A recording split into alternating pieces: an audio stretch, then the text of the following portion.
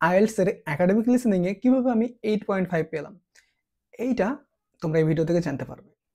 প্রথমত, আমি ছোটবেলা থেকে প্রচুর ইংলিশ মুভি দেখতাম।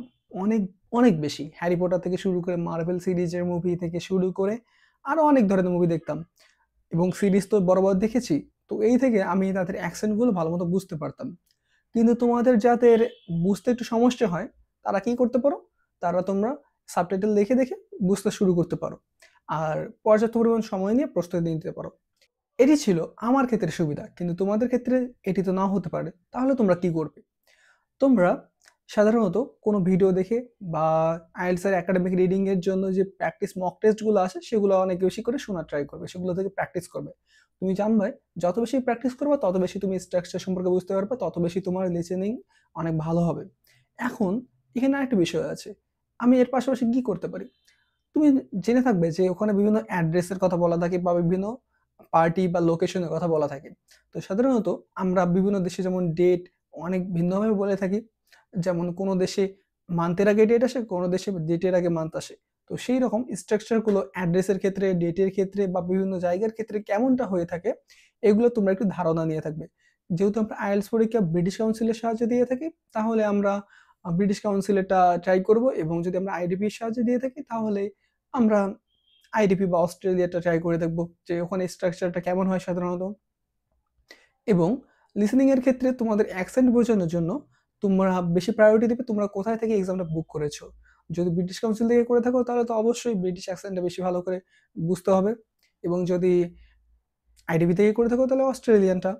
কিন্তু দুটোই গুরুত্বপূর্ণ, কারণ অনেক সময় টিচার চেঞ্জ হতে পারে বা সে ভিন্ন একটি অ্যাকসেন্টে কথা বলতেই পারে।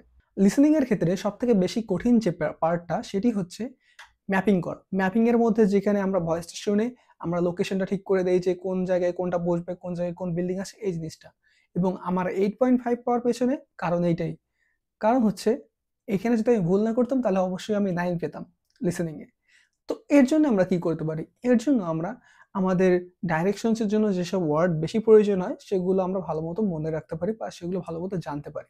সাধারণত ব্রিটিশরা বা আমেরিকানরা বা অস্ট্রেলিয়ানরা কি ধরনের ওয়ার্ড ইউজ করে, এইটার পরে, ওটার আগে, রাস্তার ওপারে, এসব বলার জন্য সেগুলো আমরা ভালোমতো মনে রাখবো এবং সেগুলো আমরা প্র্যাকটিস করব।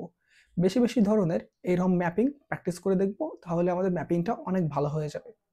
তোমাদের মনে হতে পারে এই জিনিসটা শুধুমাত্র লিসনিং এর ক্ষেত্রেই কাজে লাগে, কিন্তু তা কিন্তু না। আমার রাইটিং টাস্কে টাস্ক 2 তে এসেছিল একটি ম্যাপ। সেই ম্যাপটিকে আমাকে এক্সপ্লেন করা লাগতো। তো আমি যদি এই লিসনিং এর এই ম্যাপিংটা ভালোমতো জানতাম, তাহলে আমি হয়তো রাইটিং এর ম্যাপিংটা আরো অনেক সুন্দরভাবে বুঝিয়ে লিখতে পারতাম। সেই এসএটি ভালো হতো, আরো অনেক ভালো হতো আমার। তো সেই ক্ষেত্রে এটা খুবই গুরুত্বপূর্ণ। লিসেনিং এর ক্ষেত্রে পার্ট 1 টা অনেক ইজি হয়ে থাকে, এবং তোমরা যত শেষের দিকে যাবে তত পার্টগুলো কঠিন হতে থাকবে। এখানে আমরা একটি চরম ভুল করে থাকি, সেটি হচ্ছে আমরা মনোযোগ দেই না। অনেক সময় আমরা মনোযোগের অভাবের কারণে একটি কোয়েশ্চেন মিস করে যাই, এবং পরে পরবর্তী কোয়েশ্চেনটা ধরে ফেলতে পারি না। এই কারণে আমাদের অনেক সময় হয়েছে বা অনেকগুলো কোয়েশ্চেন আমরা মিস করে ফেলি। এই ভুলটি আমার এক ফ্রেন্ড করেছে। তো আশা করছি তোমরা এই ভুলটি করবে না এবং সবসময় লিসেনিং এর সাথে চলমান থাকবা।